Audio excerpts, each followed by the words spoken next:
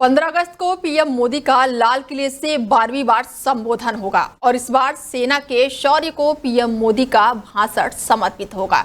इस साल का ये स्वतंत्रता दिवस इसीलिए भी खास है क्योंकि इस बार पीएम मोदी 12वीं बार लाल किले की प्राचीर से तिरंगा फहराएंगे और देश को संबोधित करेंगे। पीएम मोदी लाल किले की प्राचीर से अपने संबोधन में सरकारी एजेंडा रखते हैं।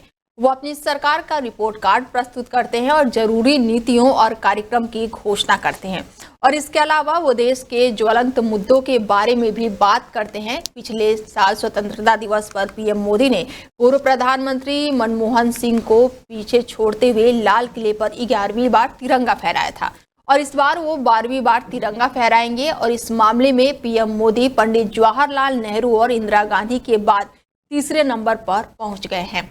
लाल किले से सबसे ज्यादा बार तिरंगा फहराने वालों की लिस्ट में पहले नाम पूर्व प्रधानमंत्री जवाहरलाल नेहरू का आता है। उन्होंने अपने दौर में कुल 17 बार लाल किले की प्राचीर से तिरंगा फहराया था। तो वहीं दूसरे स्थान पर उनकी सुपुत्री और पूर्व प्रधानमंत्री इंदिरा गांधी का नाम शामिल है और इसके बाद उनका नाम 16 बार तिरंगा लहराने का रिकॉर्ड है। तो वहीं यूपीए की सरकार में पूर्व पीएम मनमोहन सिंह का इस मामले में चौथे नंबर पर स्थान आता है, जिन्होंने 10वीं बार लाल किले से तिरंगा फहराया था और तिरंगा लहराने वालों में 5वें नंबर पर अटल बिहारी वाजपेयी, छठे नंबर पर पीवी नरसिम्हा राव और राजीव गांधी है, जिन्होंने 15 अगस्त को झंडा फहराने के साथ साथ भाषण भी दिया था। अमेरिकी टैरिफ के बीच डोनाल्ड ट्रंप से मुलाकात कर सकते हैं प्रधानमंत्री नरेंद्र मोदी। संयुक्त राष्ट्र महासभा का शिखर सम्मेलन सितंबर 2025 में न्यूयॉर्क में आयोजित होने जा रहा है और इस मंच पर दुनिया के शीर्ष नेता एक बार फिर से अंतर्राष्ट्रीय एजेंडा तय करेंगे। रिपोर्ट के अनुसार प्रधानमंत्री नरेंद्र मोदी इस बार अमेरिकी यात्रा के दौरान राष्ट्रपति डोनाल्ड ट्रंप से मुलाकात कर सकते हैं और ये मुलाकात न केवल भारतीय अमेरिका संबंधों में एक अहम मोड़ साबित हो सकती है, बल्कि व्यापार, टैरिफ और भू राजनीतिक मुद्दों पर भी महत्वपूर्ण प्रभाव डाल सकती है। अगर ये बैठक होती है तो ये दोनों नेताओं के बीच 7 महीने में दूसरी मुलाकात होगी और पिछली बार फरवरी में प्रधानमंत्री नरेंद्र मोदी ने व्हाइट हाउस का दौरा किया था। ट्रंप के पहले कार्यकाल में दोनों के बीच व्यक्तिगत गर्मजोशी दिखाई दी थी, लेकिन दूसरे कार्यकाल में टैरिफ और व्यापार मुद्दे पर उनके बयान इस रिश्ते में तनाव लेकर आए हैं।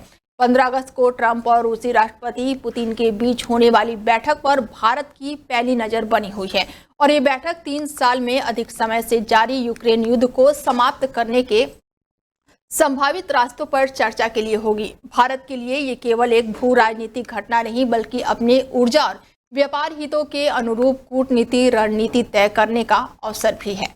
राजस्थान के दौस में भीषण सड़क हादसा हुआ है और इस हादसे में पिकअप और ट्रक की टक्कर में 11 लोगों की जान चली गई है और 8 लोग गंभीर रूप से घायल बताए जा रहे हैं। घायलों को इलाज के लिए रेफर किया गया है। प्रारंभिक जांच के मुताबिक बापी के पास हुए हादसे में 11 लोगों की जान चली गई है और 8 लोगों के इलाज के लिए उन्हें रेफर किया गया है और 3 लोगों का इलाज जिला अस्पताल में चल रहा है। हादसा एक यात्री पिकअप और ट्रेलर ट्रक के बीच हुई है और सभी मृतक खाटू श्याम दर्शन करने के लिए गए थे और दर्शन कर वापस आने के दौरान श्रद्धालुओं की गाड़ी का यह हादसा हुआ है और हादसे में पिकअप में सवार 7 बच्चों की जान चली गई और 3 महिलाओं की भी जान चली गई है और इस हादसे में जान गंवाने वाले सभी मृतक यूपी के एटा के रहने वाले बताए जा रहे हैं। वहीं स्थानीय लोगों के अनुसार बुधवार की सुबह श्रद्धालुओं का पिकअप ट्रक खाटू श्याम की तरफ से आ रहा था और दौस में ये बड़ा हादसा हो गया है। इसके साथ ही 7 बच्चों समेत 11 लोगों की जान चली गई है और इस हादसे में कई लोग गंभीर रूप से घायल बताए जा रहे हैं। लालसोट मनोहरपुर हाईवे है और बापी के समीप एक कंटेनर और जो पिकअप थी के बीच में कोई दुर्घटना हुई है। दुर्घटना में अभी तक के जो आंकड़े आए हैं उसके मुताबिक 7 बच्चे और 3 महिलाओं की दुखद मृत्यु हुई है और उसके अतिरिक्त 8 लोग गंभीर घायल थे, उनको SMS हॉस्पिटल जयपुर रेफर किया गया है। लालसोट मनोहरपुर हाईवे है और बापी के समीप एक कंटेनर और जो पिकअप थी के बीच में कोई दुर्घटना हुई है। दुर्घटना में अभी तक के जो आंकड़े आए हैं उसके मुताबिक 7 बच्चे और 3 महिलाओं की दुखद मृत्यु हुई है और 8 लोग गंभीर घायल थे, उनको SMS हॉस्पिटल जयपुर रेफर किया गया है। 16 अगस्त को श्री कृष्ण जन्माष्टमी पर 3000 पुलिसकर्मी सुरक्षा व्यवस्था संभालेंगे। 15 वॉच टावर बनेंगे तो पूरे क्षेत्र की ड्रोन से निगरानी की जाएगी। श्रद्धालुओं की भीड़ को देखते हुए स्थानों पर बैरियर लगाने के साथ साथ 18 पार्किंग बनेगी और आगरा रेंज से अतिरिक्त पुलिस बल मंगवाए गए हैं। सादा वर्दी में भी पुलिसकर्मी तैनात रहेंगे। एडीजी और साथ ही डीआईजी ने मंगलवार को निरीक्षण करके सुरक्षा व्यवस्था की जानकारी ली। कान्हा की नगरी में श्री कृष्ण जन्माष्टमी के लिए देश विदेश से लाखों श्रद्धालु पहुंचते हैं और इसके साथ ही जन्म स्थान गेट के अंदर रेड और गेट के बाहर येलो और सड़क पर ग्रीन जोन की सुरक्षा रहेगी। जन्माष्टमी को लेकर एसएसपी ने जन्मभूमि के पूरे क्षेत्र को 17 सेक्टरों में बांटा है। मथुरा, आगरा, फिरोजाबाद, मैनपुरी, एटा, हाथरस और साथ ही पीएस को 9 कंपनियों के साथ 3000 पुलिसकर्मी व्यवस्था को संभालेंगे। 15 वॉच टावर से निगरानी की जाएगी। साथ ही ड्रोन से हर गतिविधियों पर पुलिसकर्मी नजर रखेंगे। श्री कृष्ण जन्म स्थान के अंदर के क्षेत्र को रेड जोन में अतिरिक्त पुलिस बल लगाए जाएंगे और जन्म स्थान के बाहर येलो और ग्रीन जोन में सादा वर्दी में पुलिस के साथ महिला पुलिसकर्मी भी तैनात रहेगी। पुलिसकर्मी हर गतिविधियों को कंट्रोल रूम तक पहुंचाएंगे। अगस्त की रात्रि में जन्मोत्सव का त्यौहार श्री कृष्ण जन्म स्थान पर मनाया जाएगा। उसको लेके आज यहाँ पे एक व्यापक बैठक हुई है जिसमें तैयारियों की समीक्षा की गई है और जो अन्य चीज़ें हैं, जो अन्य आवश्यक चीज़ें हैं, उस पर आवश्यक दिशा निर्देश भी दिए गए हैं। अगर हम श्री कृष्ण जन्मोत्सव की बात करें, श्री कृष्ण जन्म स्थान पे जो कार्यक्रम हो रहा है, तो यहाँ पे जन्मभूमि का मंदिर और आसपास के एरिया को 3 जोन, 17 सेक्टर और डिफरेंट सब सेक्टर्स में डिवाइड किया गया है।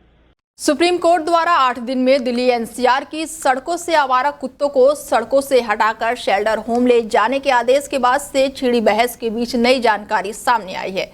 केंद्र सरकार ने आवारा कुत्तों को काटने की घटनाएं बढ़ने और लावारिस पशुओं द्वारा आमजन को नुकसान पहुंचाने की घटनाओं पर चिंता जताई। केंद्रीय आवास एवं शहरी कार्य मंत्रालय, पशुपालन और डेयरी मंत्रालय ने ऐसे पशुओं पर नियंत्रण के लिए मास्टर एक्शन प्लान बनाया है और तीनों मंत्रालय ने सभी राज्यों को एक एडवाइजरी भेजी है और इसमें कहा गया है कि देश में 1.50 करोड़ आवारा कुत्ते हैं और इनमें 70% का वैक्सीनेशन और नसबंदी 1 साल में कराने का टारगेट रखा गया है। और इसके अलावा 2019 की पशु गणना के अनुसार देश में 50 लाख बेसहारा पशु हैं और इस अभियान में पहली बार ग्राम पंचायत भी जुड़ेगी। अभियान के लिए राज्यों को एनिमल वेलफेयर बोर्ड की मदद लेने को कहा गया है। बता दें कि तीनों मंत्रालय ने ये कदम केंद्र के आवारा कुत्तों के काटने और बेसहारा पशुओं के कारण हो रहे हादसों की हजारों शिकायतें मिलने के बाद उठाए हैं। तो वहीं राहुल गांधी ने कहा है कि बेजुबान पशु कोई समस्या नहीं है, उन्हें हटाना क्रूरता। और कांग्रेस सांसद राहुल गांधी ने दिल्ली एनसीआर से सभी आवारा कुत्तों को हटाने वाले सुप्रीम कोर्ट के फैसले पर अपनी प्रतिक्रिया दी है। आ रही है मानवीय और साथ ही इस पॉलिसी के पीछे ले जाना काफी अहम है और ये बेजुबान पशु कोई समस्या नहीं है, उन्हें हटाया जाए। राहुल गांधी ने एक्स पर लिखा है कि शेल्टर्स, नसबंदी, टीकाकरण और समुदाय देखभाल अपनाया जाना चाहिए।